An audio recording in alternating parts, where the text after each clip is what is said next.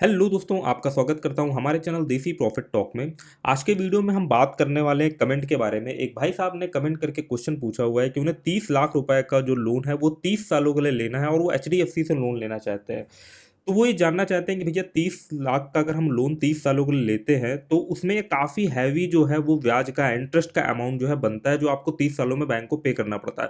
तो वो जो ब्याज का पैसा बनता है उसमें कैसे जो है वो हम बचत कर सकते हैं। तो आज के वीडियो में हम इसी बारे में डिस्कस करने वाले हैं। और आगे बढ़ने से पहले अगर आपने हमारे चैनल देसी प्रॉफिट टॉक को अभी तक नहीं सब्सक्राइब किया है तो मैं आपसे रिक्वेस्ट करता हूँ कि आप हमारे चैनल देसी प्रॉफिट टॉक को सब्सक्राइब कर लें। यहाँ पर हम क्रेडिट कार्ड, होम लोन और पर्सनल लोन से रिलेटेड जो है वो इन्फॉर्मेशन लेकर के आते हैं। तो सबसे पहले तो ये समझते हैं कि अगर भाई 30 लाख रुपए का लोन, होम लोन जो है वो 30 सालों के लिए लिया जाता है तो उसमें कितना जो है वो ब्याज का पैसा बनता है। तो उसके लिए हमें चलना पड़ेगा एक ईएमआई कैलकुलेटर में, जो कि है, तो उसके लिए हम चलते हैं एक बेस्ट ईएमआई कैलकुलेटर में। और ये वेबसाइट, ये टूल हमें पर्सनली पसंद है क्योंकि काफ़ी डिटेल्ड जो है ये ईएमआई कैलकुलेट करके देता है और टोटल आपको कितना इंटरेस्ट लगेगा वो सारा डिटेल जो है वो काफ़ी बढ़िया तरीके से जो है वो आपको देता है।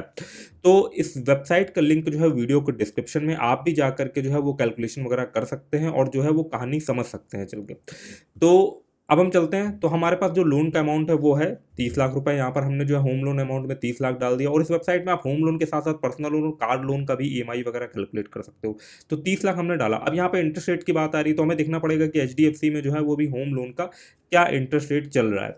तो हम गए इसके लिए ऑफिशियल एचडीएफसी की वेबसाइट में। यहाँ पर ऑफिशियल एचडीएफसी की वेबसाइट में आप देख सकते हो जो इंटरेस्ट रेट चल रहा है अभी होम लोन का, वो चल रहा है 7 से 7.5% के आसपास चल रहा है। अब ये जो होम लोन का इंटरेस्ट रेट है ना, ये भी टाइम टू टाइम जो है वो चेंज होता रहता है। ऐसा नहीं कि एक बार, जैसे हम वीडियो में जो अभी हम बना रहे हैं, अभी के टाइम पे जो एचडीएफसी का इंटरेस्ट रेट है वो 7% के आसपास चल रहा है ना, 7% से स्टार्टिंग है। और कुछ टाइम पहले अगर हम बात करें 2-3 महीने पहले, तो यही इंटरेस्ट रेट जो था वो 6.70% के आसपास था। अगर आपका क्रेडिट स्कोर बहुत ज़्यादा बढ़िया है, 750 प्लस है, तो फिर आपको लोअर इंटरेस्ट रेट पर जो है वो होम लोन मिल जाता है। संग के संग यहाँ पर अलग अलग स्लैब वगैरह दिए। अगर वोमेन हो तो वोमेन के लिए अप टू 30 लाख में 7.05% से स्टार्टिंग है होम लोन की। अदर के लिए जो है वो 7.10% से स्टार्टिंग है। इस तरीके से आप यहाँ पर जो है वो स्लैब वगैरह देख सकते हो। तो कुल मिलाकर के मोटा मोटा अगर हम ये माने जा करेंगे कि भाई अगर आपको 7% पर आपका सिविल स्कोर जो है बढ़िया है और आपको 7% लोवेस्ट इंटरेस्ट रेट की दर पर अगर होम लोन मिल जाता है, तो यहाँ पर वही 7% जो है वो हम लेते हैं, इसको हम कर देते हैं 7.0%। और लोन का टेन्योर जो, जैसा कि क्वेश्चन था, 30 सालों के लिए लेना है होम लोन। तो अब हम देखते हैं चल के भाई हमारा मंथली किस्त कितना बन रहा है। यहाँ पर जो मंथली किस्त आपका बन रहा है वो बन रहा है 19,959 रुपये, लगभग आप कह सकते हो यार कि 20,000 के आसपास जो है वो आपका मंथली ईएमआई वगैरह बनेगा। अब इसमें सिर्फ इंटरेस्ट इंटरेस्ट का, मतलब आपने लोन लिया 30 लाख का, ठीक है, 30 सालों में जो आप ये किस्त देते रहोगे देते रहोगे देते रहोगे, तो उसमें सिर्फ ब्याज ब्याज का पैसा जो है वो आप बैंक को दे दोगे 41,85,267 रुपए के आसपास। आप समझिए, आपने 30 लाख रुपए का लोन लिया था, उससे कहीं ज़्यादा जो है वो ब्याज का पैसा आप पे कर देते हो। तो जो कमेंट आया था, जो क्वेश्चन आया था, वो इसी चीज़ के ऊपर आया था कि जो इतना सारा इंटरेस्ट का पैसा है ना, इसमें कैसे हम जो है वो बचत कर सकते हैं। तो आज के वीडियो में आपको दो तरीके बताऊंगा जिसकी मदद से जो है वो आप इंटरेस्ट में इसमें बचत कर सकते हो। और मैं आपसे बोलूंगा कि भाई वीडियो को जो है वो पूरा देखें, तभी जो आपको कॉन्सेप्ट अच्छी तरीके से क्लियर होगा।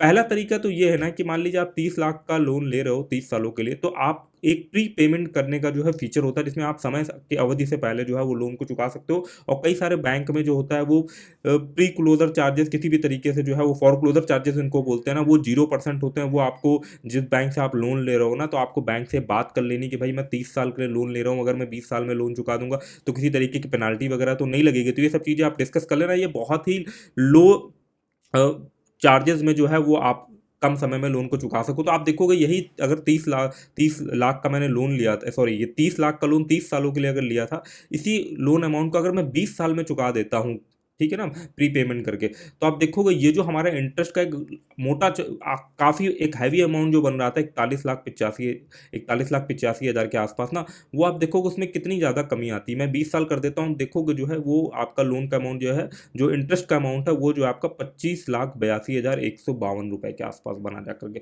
वही अगर आपके पास पैसे की व्यवस्था बन गई, फंड की व्यवस्था बन गई, और उस 30 साल के लोन को आप प्री पेमेंट करके 10 साल में अगर चुका देते हो, तो आपका इंटरेस्ट रेट देखिए अब कम होता चला जाता है।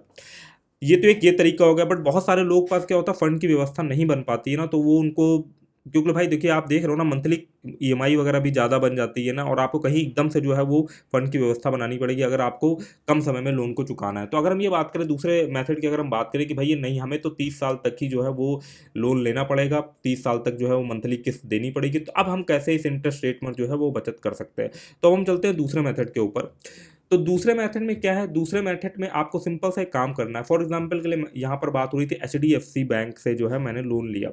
तो आपको ये करना है कि भाई आप प्री पेमेंट करने में तो एकदम से बहुत ज़्यादा पैसा जो है वो आपको देना पड़ता है बैंक में, बट अगर आप संग के संग जो भी आपका मंथली ईएमआई बन रहा हो, यहाँ पर आप देख सकते हो लगभग अगर हम मोटा मोटा समझे जाकर के तो आपका 20,000 रुपये का मंथली ईएमआई बन रहा है, तो उसका एटलीस्ट 2%, सॉरी एटलीस्ट 10% जो है वो आपको इन्वेस्ट करना है। कहाँ पे इन्वेस्ट करना है, जिस बैंक से आप जो है वो लोन वगैरह ले रहे हो ना, उसी बैंक के आप शेयर वगैरह खरीद सकते हो। जैसे कि एचडीएफसी बैंक की अगर हम बात करें ना, तो प्राइवेट सेक्टर में एक लीडिंग बैंक है, और इसके जो फंडामेंटल एक प्रॉफिटेबल कंपनी है, हर साल जो है वो प्रॉफिट ही निकाल रही है ना, तो एक ग्रोइंग कह सकते हो यार एक बैंक है। और प्राइवेट सेक्टर का सबसे बड़ा बैंक है, गवर्नमेंट सेक्टर में एसबीआई सबसे बड़ा बैंक और प्राइवेट सेक्टर में एचडीएफसी बैंक। तो अगर आप 2,000 रुपये की एसआईपी कर लेते हो, मतलब हर महीने जो है वो 2,000 रुपये के एचडीएफसी बैंक के सिर्फ शेयर वगैरह खरीदते रहते हो ना, तो भी आप काफ़ी बड़ा अमाउंट हो जाएगा। उसको भी मैं आपको कैलकुलेट करके दिखाता हूँ, तो आपको ज़्यादा अच्छा जो है वो आइडिया मिलेगा जाकर के, और आप देख पाओगे कितना सारा जो पैसा है वो आप बचा देते हो। सिर्फ जो आपका एक ये 20,000 रुपये का किस्त बन रहा था, इसको आप 22,000 मान के चलो, 20,000 तो आप बैंक को दे दोगे हर महीने की ईएमआई, बट उसमें से जो 2,000 है उसको आप उसी बैंक में जो है वो इन्वेस्ट कर दोगे, उसके शेयर वगैरह जो है वो खरीद लोगे। तो अब हम यहाँ पे चलते हैं। आप अगर हम पहले एचडीएफसी बैंक के शेयर की बात करें जाकर के, तो आप देख सकते हो एचडीएफसी बैंक में जो अभी शेयर वगैरह का प्राइस चल रहा है वो आप देख सकते हो। अभी एचडीएफसी बैंक का शेयर जो है वो 1,320 है, और ये ऊपर नीचे होता रहता है, डिपेंड करता है मार्केट पे क्या सिचुएशन वगैरह चल रही है। जैसे अभी इन्फ्लेशन वगैरह का चल रहा है, तो शेयर वगैरह जो है वो काफ़ी डाउन हो रखे हैं इस समय। अगर आप एचडीएफसी बैंक में इन्वेस्ट करते हो ना, तो काफ़ी ज़्यादा अच्छा रिटर्न मिलने का चांस रहता है। अब इन्वेस्टमेंट के लिए भी मैं आपको बता दूं, एक सबसे बढ़िया ब्रोकरेज फर्म अगर है तो वो है जीरोधा। आप देख सकते हो स्क्रीन पे, नंबर 1 ब्रोकर इन इंडिया है, और बहुत सारे लोगों के, ज़्यादातर लोगों के डीमेट अकाउंट ना इसी बैंक में, और मेरा खुद का डीमेट अकाउंट भी इसी बैंक में है। जीरोधा में अकाउंट खोलने का जो है वो लिंक भी आपको डिस्क्रिप्शन में मिल जाएगा, और आप मेरे लिंक पे, जो डिस्क्रिप्शन में दिए गए लिंक पे अगर क्लिक करके जीरोधा में अकाउंट खोलते हो, तो आपको एक्स्ट्रा बोनसेस वगैरह भी मिलेंगे। तो जीरोधा में आप जो है वो अकाउंट ओपन करके केवाईसी वगैरह करके जो है वो एचडीएफसी के बैंक में जो है एसआईपी वगैरह कर सकते हो। इसके शेयर एसआईपी के तरीके से जो है वो आप इनके शेयर खरीद सकते हो, क्योंकि आपको मंथली बेसिस में खरीदना है। तो मंथली बेसिस में जब आप खरीदते चलोगे, तो कभी कभी आप महंगे में खरीदोगे, कभी आप सस्ते में खरीदोगे, तो ऑटोमेटिकली एक एवरेज मेंटेन हो जाता है, अगर आपको बिल्कुल नॉलेज नहीं है। वैसे अगर आपको शेयर मार्केट का थोड़ा बहुत नॉलेज है, तो जब भी शेयर जो है ऊपर से 10-20% नीचे आ गया हो, तब आप खरीदोगे ना, तो आपको ज़्यादा फायदा रहेगा। बट नॉर्मल एसआईपी में आपको ज़्यादा दिमाग नहीं लगाना होता, सिंपल आपको हर महीने 2,000 रुपये के शेयर जो है वो एचडीएफसी बैंक के खरीद लेने हर ठीक है, हर महीने, तो ऑटोमेटिकली आपका एक एवरेज मेंटेन हो जाता है। तो अगर अब हम इसको कैलकुलेट करें चल के कि भैया अगर आप 2,000 रुपये की एसआईपी कर रहे हो, एचडीएफसी बैंक के शेयर वगैरह खरीद रहे हो, तो आपको कितना आपका अमाउंट जो है वो बन जाएगा 30 सालों में, वो भी हम कैलकुलेट करके देखेंगे। और अभी अगर हम यहाँ पे देखें एचडीएफसी बैंक का शेयर का ये है, और इसका 5 सालों की ग्रोथ देखें, तो इसने लगभग 5 ईयर्स में 67.63% का रिटर्न दिया, और मैक्स ऑल टाइम अगर देखें जाकर तो हजारों % का रिटर्न जो है वो एचडीएफसी बैंक के शेयर वगैरह से लोग जो है वो ले चुके हैं। तो ऑन एन एवरेज में अगर हम इसके सीएजीआर की बात करें जाकर के, तो आपको लगभग एवरेज लेवल में जो 12% का सीएजीआर तो मिल जाता है। मतलब कुल मिलाकर के आप होम लोन अगर ले रहे हो ना, तो होम लोन में आपको 7% का इंटरेस्ट रेट जो है वो हर महीने देना पड़ रहा है। और वहीं अगर आप सिर्फ 2,000 रुपये की एसआईपी करते चले जाते हो, एचडीएफसी बैंक के शेयर खरीदते जाते हो, तो आपको 12% का रिटर्न मिल सकता है, जो कि किसी भी एफडी वगैरह में नहीं मिलता। ऑन एन एवरेज का जो एचडीएफसी का बैंक का शेयर है ना, उसने इसी तरीके से कुछ परफॉर्म करा हुआ है। तो अगर हम यहाँ पर जाएँ और जा करके कैलकुलेट करें, एसआईपी कैलकुलेटर में जाएँ, तो आप इस एसआईपी कैलकुलेटर में देख सकते हो कि अगर हम मंथली बेसिस में 2,000 रुपये की एसआईपी कर रहे हैं, और हमको 12% का रिटर्न अगर मिल रहा है, 30 सालों के लिए हम एसआईपी कर रहे हैं, एचडीएफसी बैंक के शेयर खरीद रहे हैं 2,000 रुपये मंथली बेसिस में, तो ये जो अमाउंट है ये हो जाता है कि आपने टोटल इन्वेस्ट करा जाकर के 7,20,000 रुपये के आसपास, और जो आपको रिटर्न मिलेगा इस पर 30 सालों में, क्योंकि 30 सालों में आपका जो अमाउंट है ना ये कंपाउंड होता चला जाता है, और कंपाउंड होने में काफ़ी हैवी अमाउंट जो है वो बन जाता है। तो यहाँ पर जो आपको रिटर्न मिलेगा वो मिलेगा 63,39,828 के आसपास। तो टोटल जो आपकी वैल्यू हो जाएगी ना, जो आपने 7,20,000 रुपये इन्वेस्ट करा एसआईपी करते करते, और जो ये आपकी टोटल वैल्यू क्रिएट हो जाएगी, ये आपको रिटर्न मिलेगा, तो टोटल वैल्यू आपकी 70 लाख रुपए के आसपास, 70.5 लाख रुपए के आसपास जो है वो बन जाएगी जाकर के। तो अगर हम यहाँ पर अपने ईएमआई कैलकुलेटर में जाएँ और वैल्यू देखें जाकर के, तो जितना आपका लोन लिया और लोन के बाद जितना इंटरेस्ट दिया, उतना ही वैल्यू जो है वो एसआईपी करने के बाद आपका यहाँ पर बन गया जा करके। तो टोटल मिला के कह सकते हो ये जो आपका होम लोन है ना, ये 100% फ्री हो गया जा करके, अगर आप इस तरीके से प्लानिंग करते हो।